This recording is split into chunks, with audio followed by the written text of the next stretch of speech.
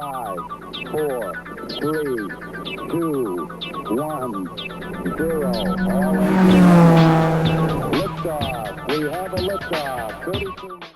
Alright, so one thing I cannot stand is long-winded tutorials of people trying to hit the algorithm. So that's not what we're doing here. We're just going to be removing garbage using the clone stamp tool on my picture of this chicken here. So let's get to it.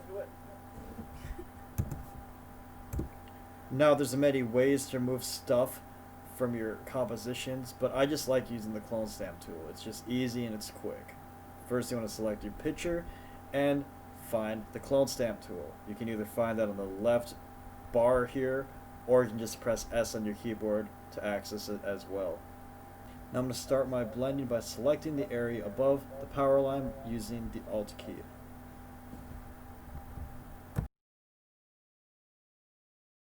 I'm going to use a large brush at 100% opacity to get a lump of this black power line out.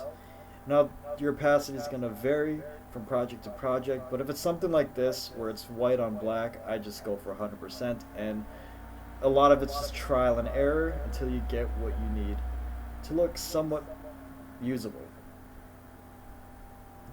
With something like this, I would try to make a gradient by using the area above the power line and below and just kind of blending it together. Don't be afraid of making mistakes, and also don't be afraid of using Control Z or Command Z or even another layer to work on if you'd like. Now I'm just working on the same layer for the sake of speed in this video, and I'll just Control Z from time to time if I keep making mistakes like I just did. Alright, so I'm going to fast forward a bit for time and interest's sake, just so we can get to the finer details.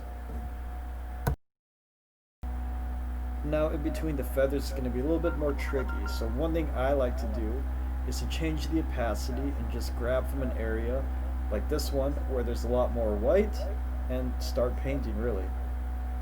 Now select the opacity from the above bar here and just get to work. So again, I'd like to say it's all trial and error, so just don't be afraid of making mistakes, and don't be afraid of using Control Z or Command Z, the undo option. Now again, just for time and interest's sake, I'm going to skip ahead a bit and I'm going to show you the final results. Now keep in mind that there is different ways to do this, maybe more accurate ways, but I just love using the clone stamp tool because for me it's fast and effective, especially for a composition like this of a bird behind clouds. If you're doing something with finer detail like a landscape where you need to, I don't know, clone some deer out of grass, get some people out of the shot, use something else. Alright, so here's my final product. Again, it could be better. I feathered too much on the feathers, pun intended, but it's okay for the girls that we're dating. Alright, if you'd like to see more tutorials, be sure to like and subscribe. Thank you for watching. We have a lot more videos coming, so stay tuned. See ya.